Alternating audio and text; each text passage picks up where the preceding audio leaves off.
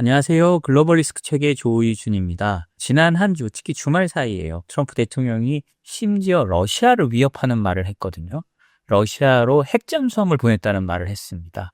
이건 사실 우리가 생각하는 1970년대 쿠바 사태, 케네디 대통령 때 당시 소련과 어떤 핵전쟁 위협 직전까지 갔던 이런 상황을 빼놓고는요. 미국이 러시아를 상대로, 핵보유국을 상대로 무슨 핵 잠수함을 보내느니 마느니 이런 말을 하는 건 상당히 이례적입니다.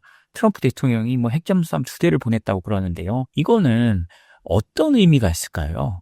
근데 우리가 다 까먹고 있지만요. 특히 트럼프 대통령 1기 때 바로 북한을 대상으로 이 같은 트럼프 대통령의 강경한 모습을 보였거든요. 저는 트럼프 대통령 1기 때도 그런 걸 많이 느꼈는데요. 트럼프의 뻥카가 지금도 작동하고 있다라고 생각합니다. 블러핑이거든요. 그때 북한을 대상으로 정말 트럼프 대통령이 어마어마한 블러핑을 했었습니다. 돌이켜보니 그런 게 다 블러핑이었는데 이번에는 러시아도 거기 속지 않겠다는 거거든요. 그 티격태격하는 모습 이번에 한번 또 살펴보고 당시와 또 비교를 한번 해보겠습니다. 제가 이렇게 말씀드리는 이유는 제가 트럼프 1기 때 미국 워싱턴에서 언론사 특파원을 4년을 했기 때문에 당시와 비교하기가 참 쉽기 때문에 그러는데요. 당시에는 정말 이런 트럼프 대통령의 접근법이 굉장히 새롭고 문제가 많았는데요. 그때 한번 비교를 한번 해보면서요. 현재 상황이 어떤지 한번 알아보도록 하겠습니다. 이 사건의 근원을 한번 알아보면요. 트럼프 대통령은 러시아가 우크라이나 전쟁을 조속히 종식하지 않으면 새로운 제재를 하겠다고 경고하면서 평화협정 체결을 위한 시한을 기존 50일에서 2주 내외로 단축한다고 발표를 했잖아요. 그게 아마 데드라인이 8월 8일인가 그럴 겁니다. 그러니까 푸틴 정권의 2인자라고 할 수 있죠. 드미트리 메드베데프 전 러시아 대통령이요. X에 트럼프 대통령의 최후 통첩에 대해서 이렇게 말합니다. 러시아는 이스라엘도 이란도 아니고 모든 새로운 최후 통첩은 전쟁으로 향하는 길이라고 경고를 했습니다. 미국에 대해 푸틴이 아마 직접 말 못하니까 그랬겠죠. 푸틴이 하게 되면 너무나 심각한 상황이 나올 것 같으니까 메드베데프가 푸틴을 대신해서 앞으로 나선 걸 겁니다. 트럼프도 이렇게 말하지 마라. 이거는 전쟁으로 가는 길이다. 라고 하면서요. 메드베데프는 또 미국이 인도와 러시아 경제를 죽은 경제로 폄하하는 데 대해 러시아의 자동 핵보복 시스템인 죽음의 손까지 언급하면서 경고 수위를 높였다고 합니다. 그러니까요. 트럼프 대통령이 이런 말 듣고 가만히 있을 사람이 아니죠. 8월 1일 자신이 만든 SNS인 트루스 소셜에요. 메드베데프 발언을 매우 도발적이며 위험한 수사라고 비난하면서요. 2척의 핵잠수함을 적절한 지역에 배치할 것을 명령했다고 합니다. 그는 말은 결과를 낳는다. 이번 사안이 그런 일이 되지 않기를 바란다고 하면서 핵전력 시위를 통해 러시아를 압박하는 모습을 보였습니다. 이게 좀 웃긴 게요. 메드베데프는 자동 핵보복 시스템인 죽음의 손까지 언급했는데 트럼프는 그러니까 핵잠수함을 적절한 지역에 배치했다고 또 위협을 하는 거잖아요. 이 비슷한 사건을 트럼프 1기 때 김정은과 트럼프의 말싸움에 비교해보면요. 그때 김정은이 트럼프를 향해서 내 방에 버튼이 있다. 너 조심해. 라고 김정은이 말하니까 트럼프가 난 더 큰 버튼이 있다 이 녀석아. 라고 했던 적이 있습니다. 그런 식으로 어찌 생각하면 좀 유치하지만 그 긴장을 고조화시켜가는 그 과정이 있었거든요.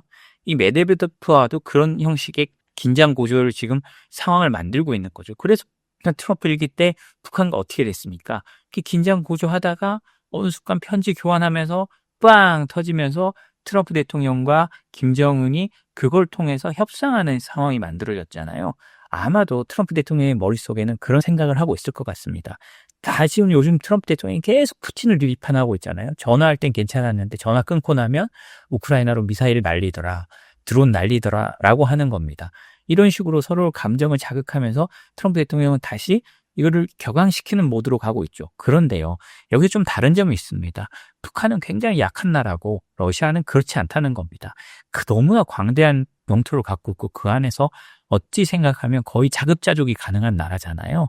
그렇기 때문에 미국의 압박이 먹힐 가능성이 굉장히 낮습니다. 북한도 자급자족은 안 되는 나라지만 미국의 제재를 아무리 해도 그 안에서 먹고 사는 수 있게 러시아나 중국으로부터 몰래 들여오고 있는 나라지만 어찌됐든 북한과 러시아는 급이 다르잖아요. 그렇기 때문에 제가 생각하기에 트럼프의 이런 협박에도 러시아는 그렇게 굴하지 않을 겁니다. 잠수함 그래 대박 라고 할 것 같거든요.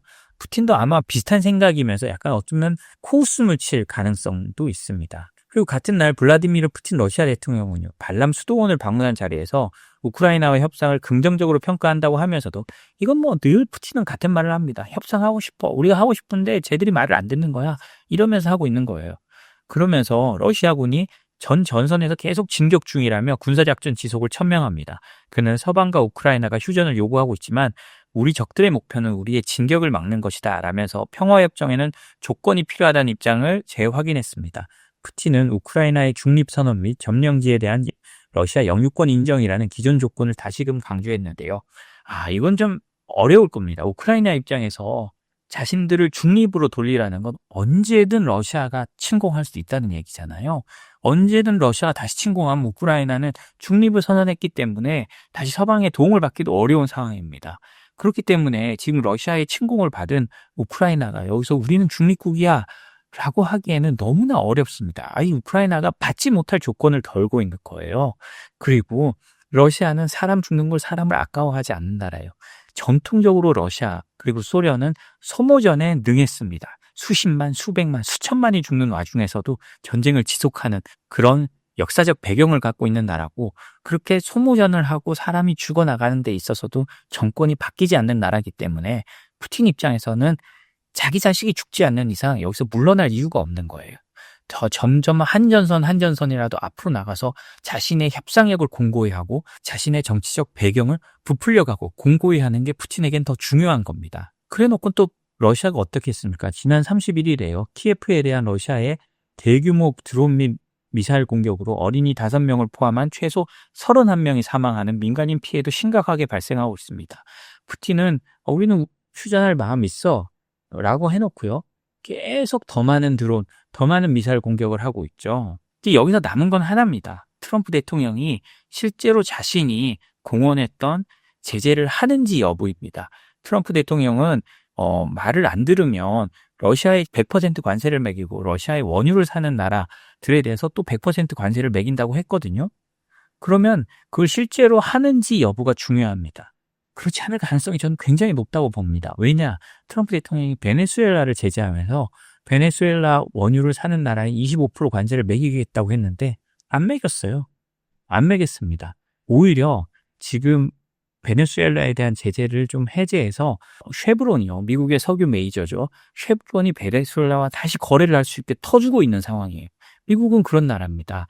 자신들의 이익에 맞춰 철저히 주판화를 두드리는데요. 트럼프 대통령이 러시아와 거래하는 나라에 100% 관세 매기겠다고 했지만 실제로 매기지도 않고 매겨봐야 얼마 더 안 매길 겁니다. 그러니까요, 모든 나라가 트럼프 대통령의 머릿속을 어느 정도 자신들이 파가고 있다고 생각하거든요. 트럼프 대통령도 그걸 알 겁니다. 그래서 아마도 좀 더 강한 모습을 보일 수 있지만 그게 오랫동안 지속되지 않을 겁니다. 트럼프 대통령이 진짜 강하게 해서 하려면 유가가 폭등하고 이런 식으로 가고 진짜 강하게 막아야 그 제재 효과가 발생될까 말까인데, 트럼프 대통령은 그렇게 유가가 폭등하는 걸 볼 수가 없거든요. 왜냐? 자기가 유가를 낮추겠다고 말을 했고 물가가 폭등하면 자기 지지율이 떨어지니까 이 사람은 그렇게 강하게 하지도 못하는 거예요. 말만 강하게 할 수 있지 실제로 행동을 강하게 할 수 없는 사람입니다. 실제로 행동을 강하게 하려면 어떤 이념으로 사람들을 끌고 들어가야 되는데, 트럼프 대통령은 미국을 어떤 우리만 잘 먹고 잘 살겠다는 이념이잖아요. 그렇기 때문에 어떤 자유, 정의, 진리 이런 큰 틀의 이념이 아니기 때문에 미국 국민을 하나로 모아서 어려움을 뚫고 나가기에는 한계가 있는 겁니다. 이걸 러시아도 알고 있습니다.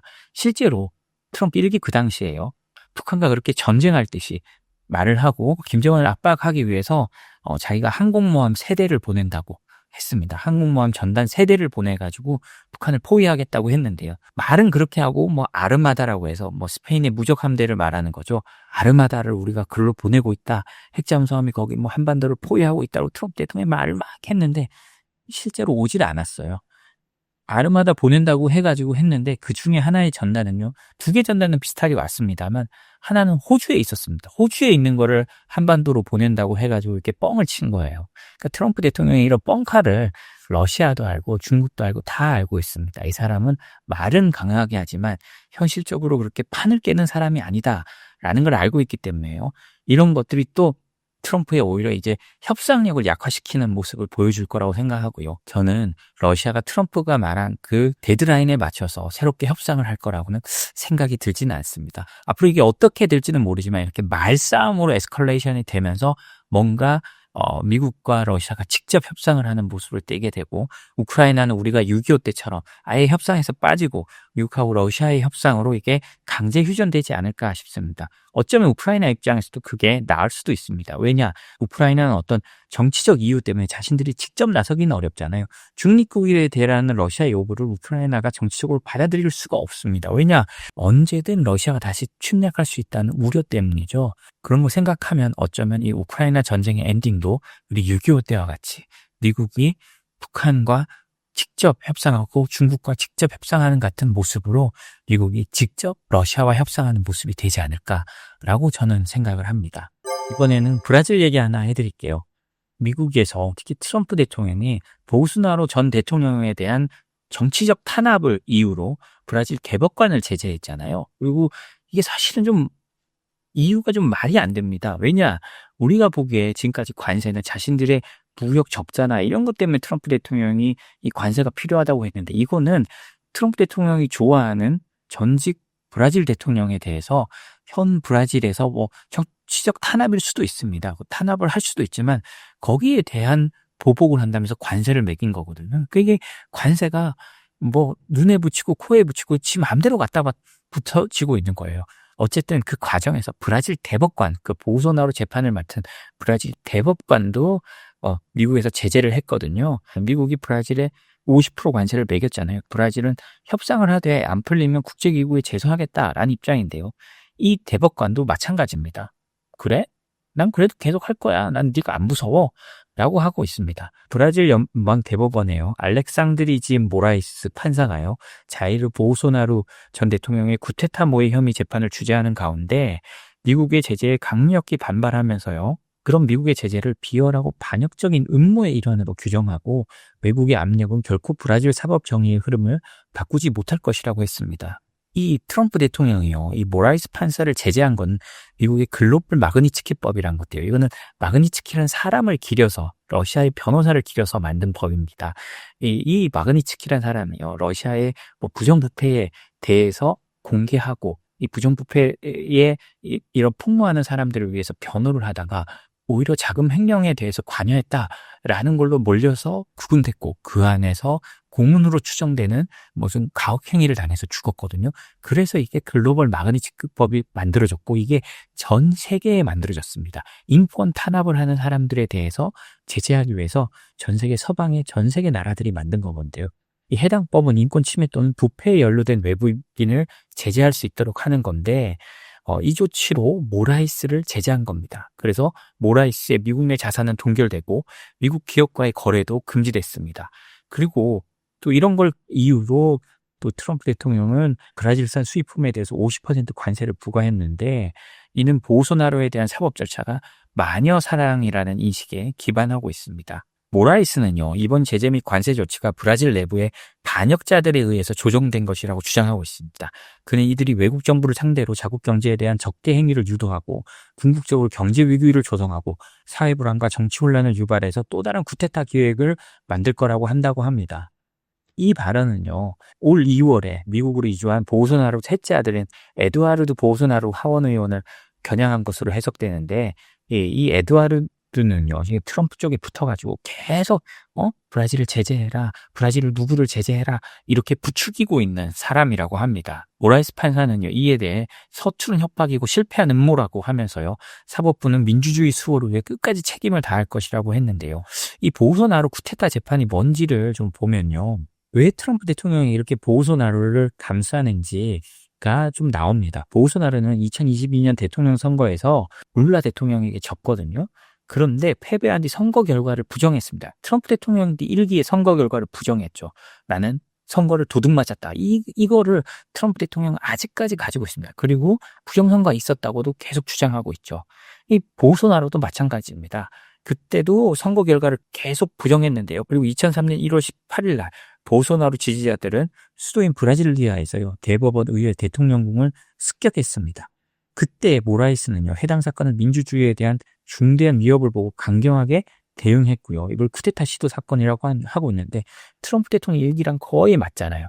트럼프 대통령 일기 때도 트럼프 대통령이 지니까 지지자들이 의회를 습격해서 의회를 점령하는 뭐 전무후무한 일이 있었죠. 똑같은 일이 브라질에서 일어난 겁니다. 그러니까 트럼프 대통령은 동병상련을 느끼고 보우소나루를 지키기 위해서 이 같은 무리수를 두고 있는 거죠. 그런데요, 이 브라질의 그 여론을 보면 트럼프 대통령의 의도대로 돌아가지 않는다고 봅니다. 다수의 브라질 국민들은 미국의 개입에 대해서 반대 입장을 보이고 있거든요. 왜냐하면 보우소나루를 지지하는 측이라고 할지라도요, 미국 대통령이 이런 식으로 개입하는 건 원하지 않는 사람들이 상당수 있을 겁니다. 이렇게 되면 브라질이라는 나라 자체가 흔들리니까, 특히 보수층은 나라 자체가 흔들리는 거에 대해서 굉장히 우려를 갖고 있는 경우가 많거든요.